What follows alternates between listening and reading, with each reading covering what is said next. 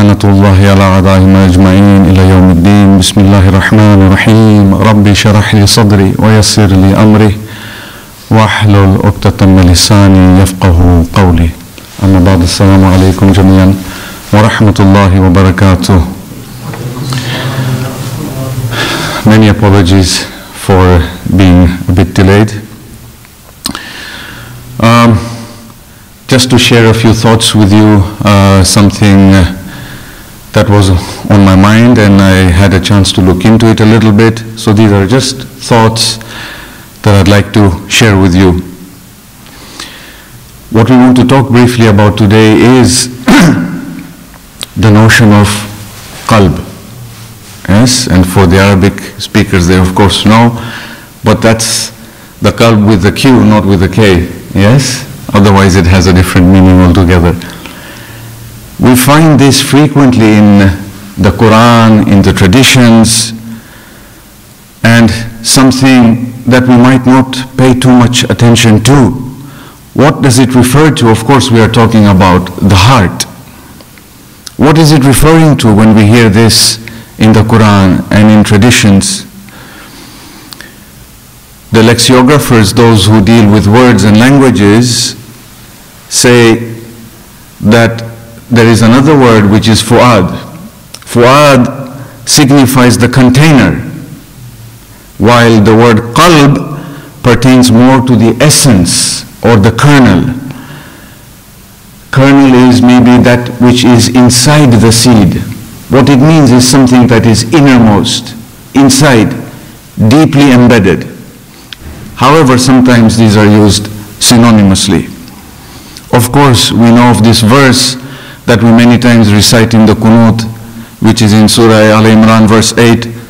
Bismillahir Rahmanir Rahim. Rabbana la tuzigh qulubana ba'da idh hadaytana wa hab lana min ladunka rahma innaka antal wahhab. So here the word qulub, which is the plural of qalb.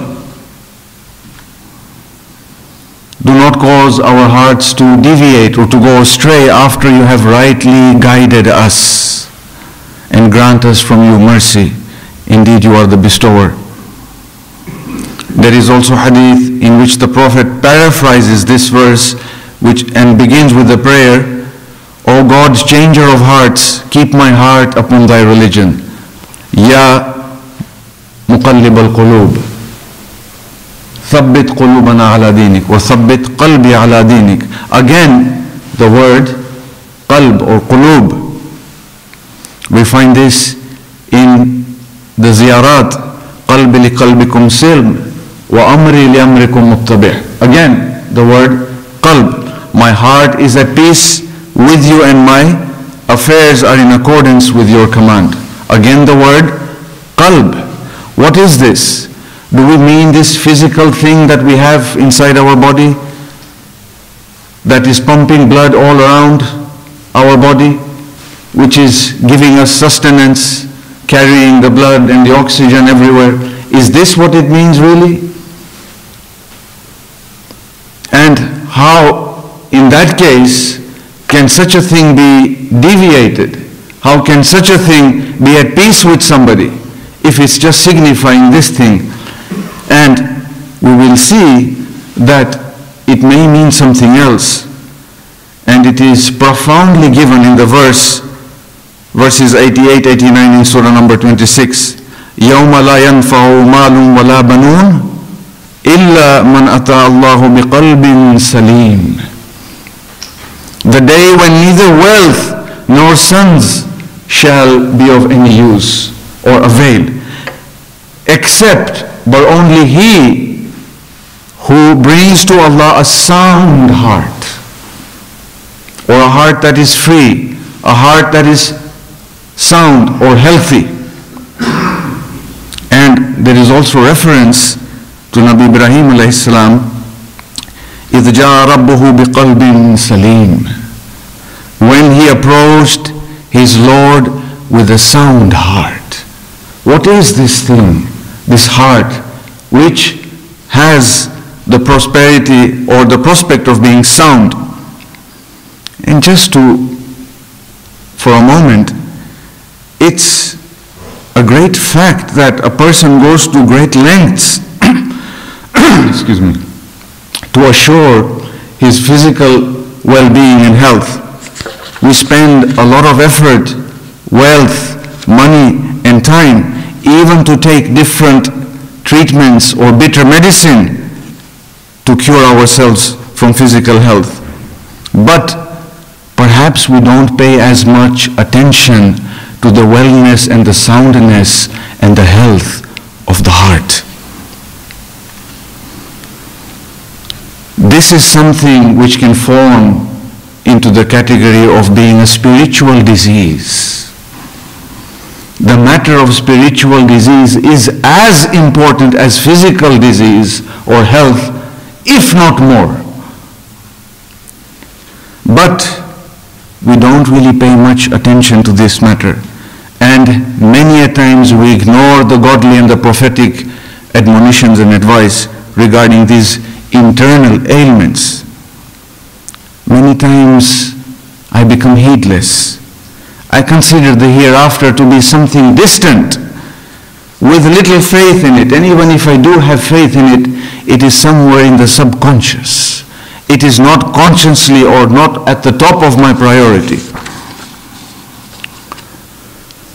If the doctor says that this illness that you have can be proven to be fatal, and we at once start dealing with this, and we strive to get cured, we spend all our efforts, but we have the godly admonition that the spiritual diseases are indeed fatal.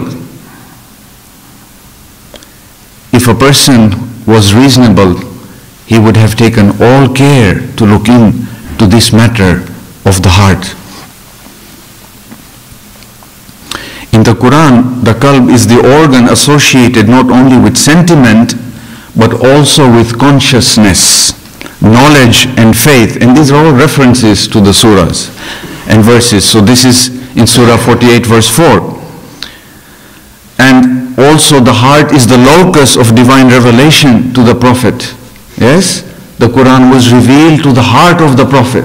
What is this thing then, the heart, which all of us possess? There is also reference to it being veiled at times from understanding. So there is something that is causing an obstruction. It is also something that is referred to as being covered with rust. Can you see these similes between physical things, so that perhaps we can understand the examples better?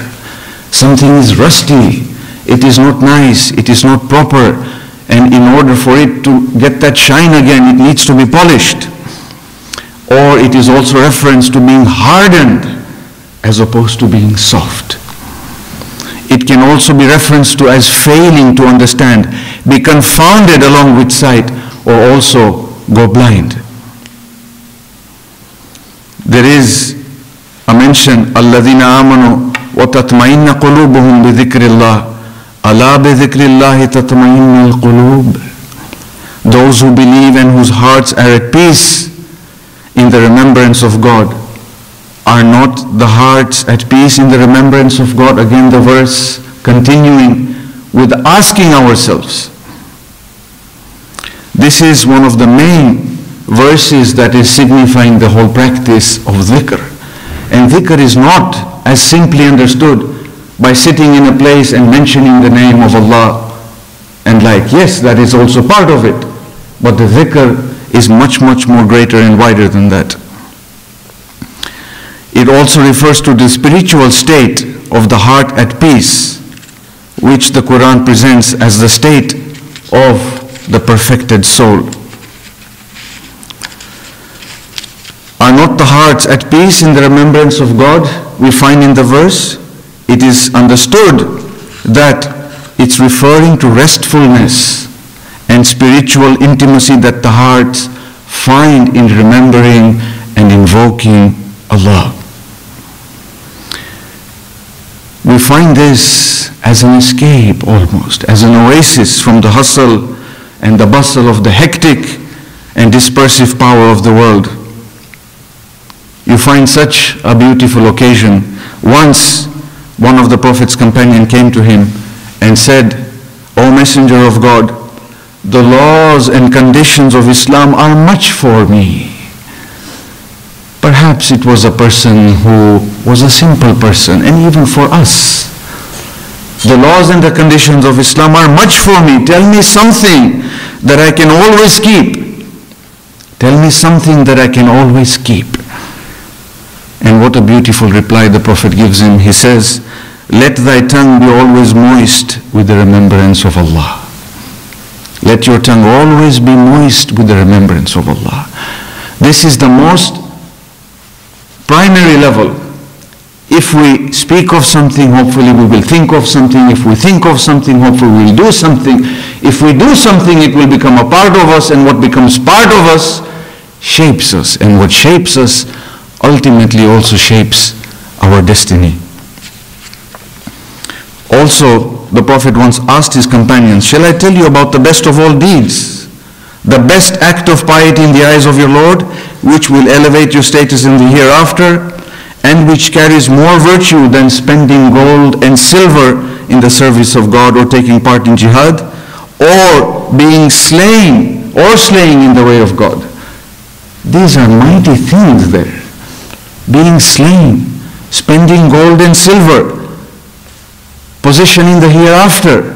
Look at the things that he's mentioning. And he finally ends and he says, it is the remembrance of God. Hearts that are not in the remembrance of God are described as diseased or blind or rusty and covered.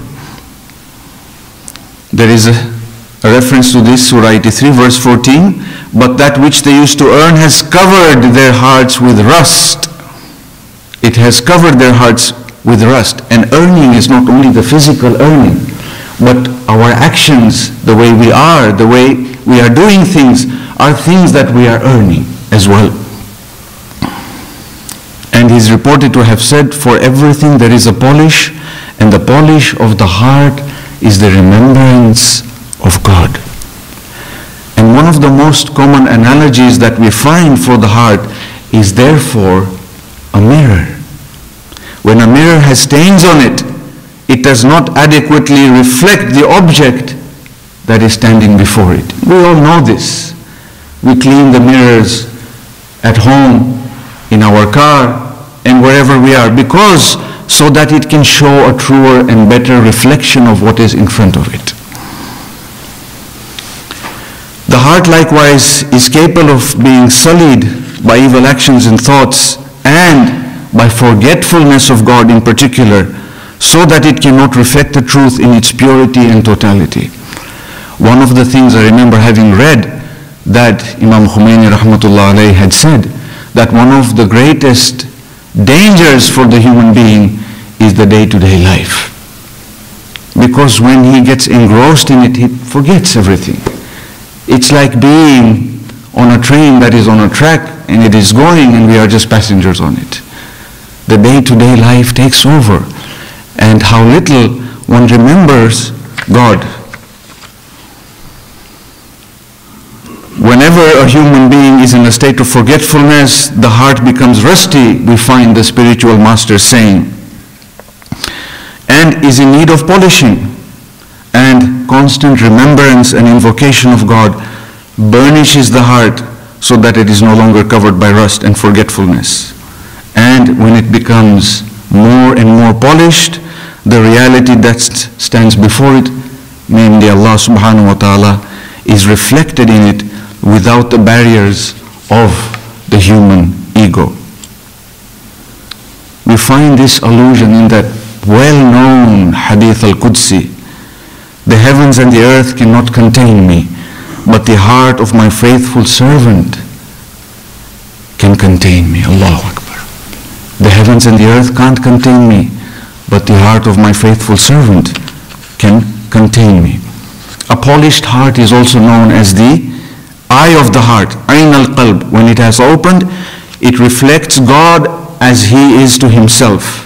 Since Allah subhanahu wa ta'ala is looking at Himself through this polished mirror and sees himself. And such a heart is in a state of perpetually witnessing Allah. Referring also to this verse, wherever you turn, there is the face of Allah.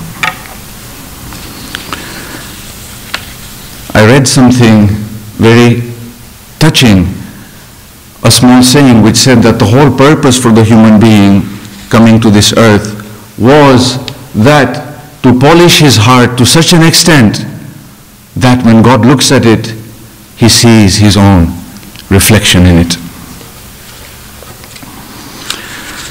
Salawat ala Muhammad wa ala Muhammad.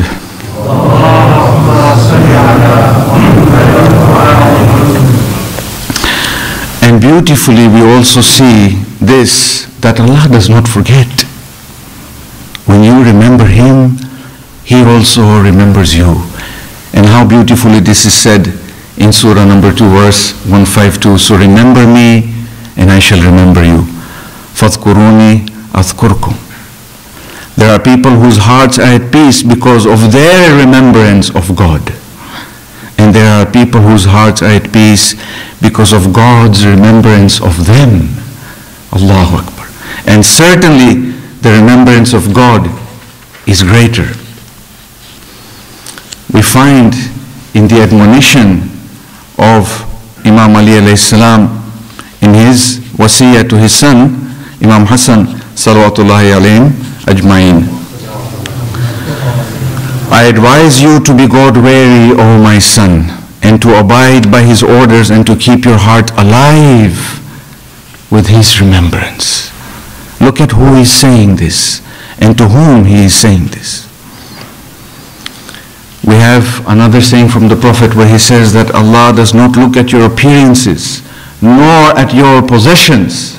What did we recite before? On the day when neither belongings or sons shall avail you anything. And here you can see the Prophet is going just hand in hand with what the Quran is saying. Allah will not look at your appearances nor your possessions. Rather, He looks at your hearts and your actions. The heart is indeed a very, very, very special place, and one should be mindful of it. How beautifully this poet is describing this. There is a man who once stands in front of the Kaaba, and he says to the Kaaba, "You are made of earth, and I am also made of earth. What position do you have over me that I should come to you and circumambulate around you?" And the Kaaba replies, "You came to me by your feet. Therefore, you have to go around me. Had you come to me through your heart, you would have been the truest house of God, and I would have circumambulated around you." And I've heard this from the mimbar that once Imam Jafar as-Sadiq, salawatullahi alayhi, stands in front of the Kaaba and says to the Kaaba, "Indeed, your position and status in sight of Allah is great." And look at this place. This is the place where all Muslims are turning towards prayer. But then he says, "No, but know that the status of the heart of a believer is even greater than yours." And I want to end with this beautiful thing that really touched me about what Imam Ali alayhi salam said. He said, "I sat at the gate of my heart and let no one except God enter." I sat at the gate of my heart and let no one enter except God. This is when he was asked how he attained such a high status. We pray to Allah subhanahu wa ta'ala that may He grant us to be of those in which the reflection of God's beauty is seen in our hearts. Bismillahir Rahmanir Rahim. Qul huwallahu ahad, Allahus samad, lam yalid wa lam yulad wa lam yakul lahu kufuwan ahad. Allahumma salli ala Muhammad wa ali Muhammad. Allahumma salli ala Muhammad wa ali Muhammad. Allahumma salli ala Muhammad wa ali Muhammad. أعوذ بالله من الشيطان اللعين الرجيم بسم الله الرحمن الرحيم الحمد لله رب العالمين والصلاة والسلام على محمد وعلى آل بيته الطيبين الطاهرين السلام عليكم جميعا ورحمة الله وبركاته. Just wanted to share a few thoughts about something that I saw in the news. Just in the last few days there is an appointment of a minister in something that was really catching, and this minister is the minister for loneliness. Her name is Tracy Crouch, and this was a project that was first started by the murdered MP Joe Cox, and it has just been recently announced in the last few days by Downing Street. Politicians now have realized, of course, as has medical findings, that loneliness is actually something very significantly affecting human beings. When doing a little bit of cursory research on the internet, I found something reported on the NHS website, and they have taken this information from somewhere else. Loneliness is as big a killer as obesity and as dangerous as heavy smoking. Researchers pooled the results of previous studies estimating that loneliness can increase the risk of premature death by around 30%. This is actually a very important issue. It's not just a psychological issue, but a medical one. In the last decade, researchers have started looking into this even more, and the impact of loneliness and social isolation on the health, well-being and mortality. And the data that is coming is actually showing to be overwhelming. A lonely person is significantly more likely to suffer an early death compared to a non-lonely person. Of course, many of these research is centered around geriatrics, which is the medicine of the elderly, as you might guess, where feelings of loneliness are even more so. A few years ago, researchers at Brigham Young University in America conducted an influential research on this subject and found that this prospect of dying could even go up to 60%. And the results remain quite consistent across both the gender and the length of follow-up and world region. But also the initial health, of course, has an influence on the findings as well. So a person who has medical conditions, is elderly also, yes, and is lonely, of course, the risks are much greater. And if a person is lonely and is smoking, well, you know, that is even more so. So it might be more significant than even obesity or exercise and even nutrition.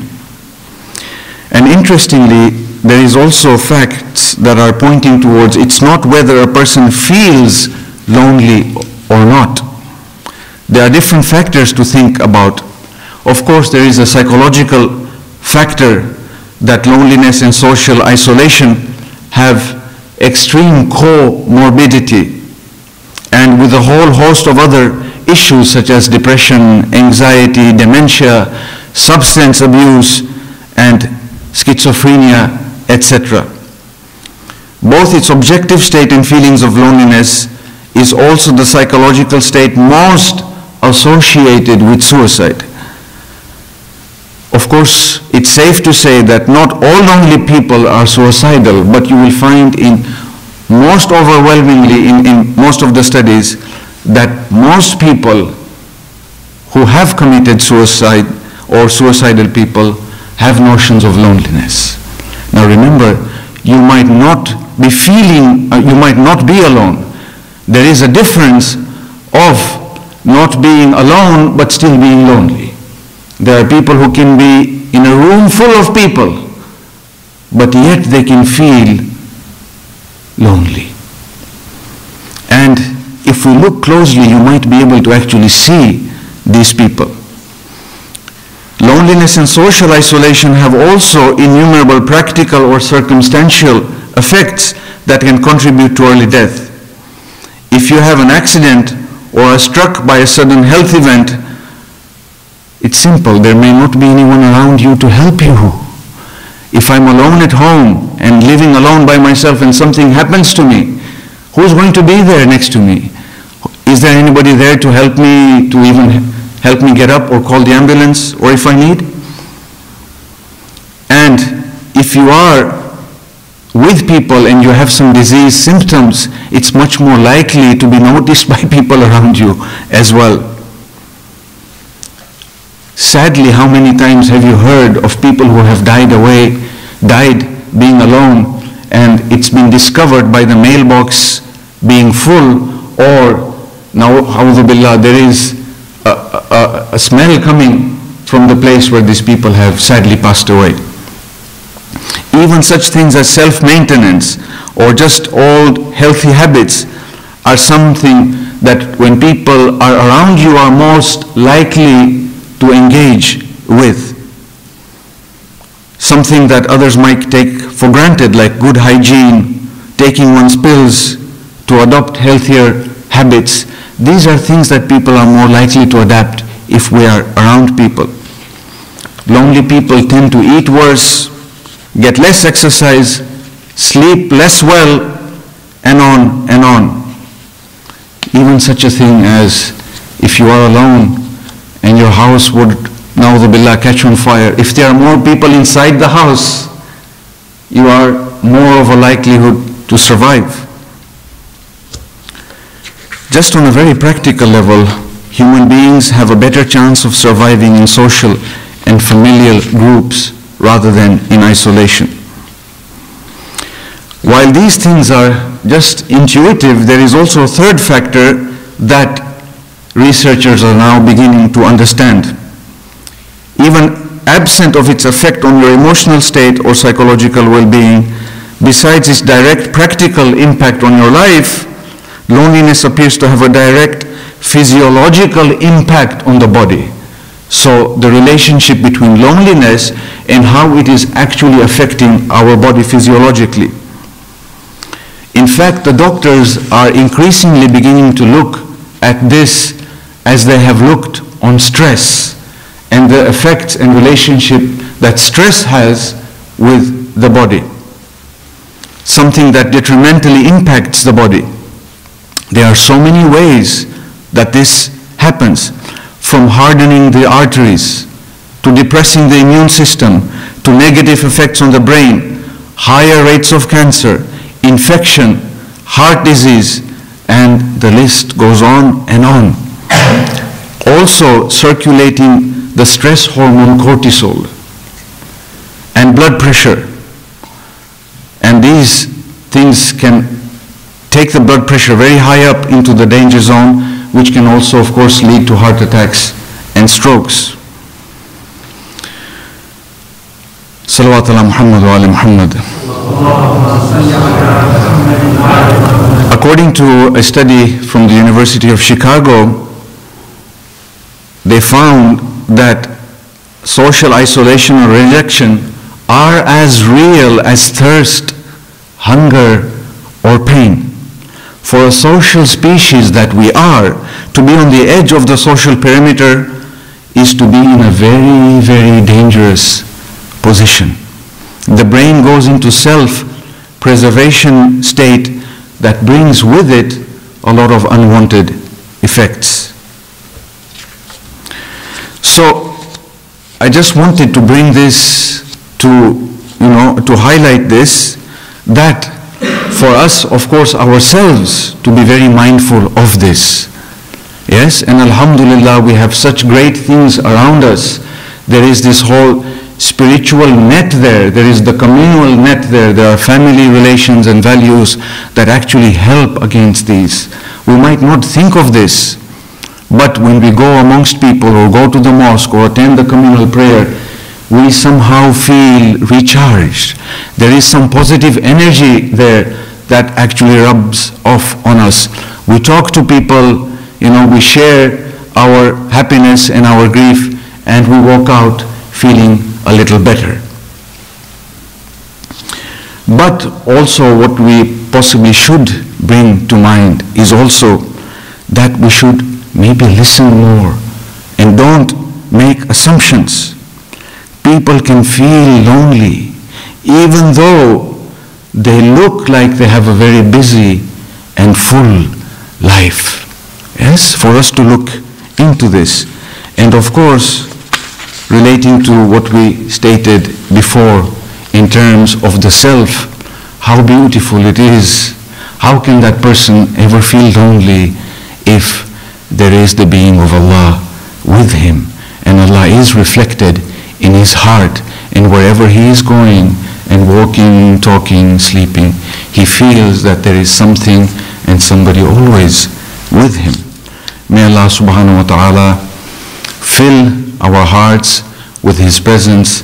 May our hearts be polished in such a sense that when Allah subhanahu wa ta'ala looks at our hearts, he sees the rays of his reflection in there. And may we also consciously now think about these people who might be in these lonely situations and places, and perhaps reach out to them. Salawat ala Muhammad wa ala Muhammad.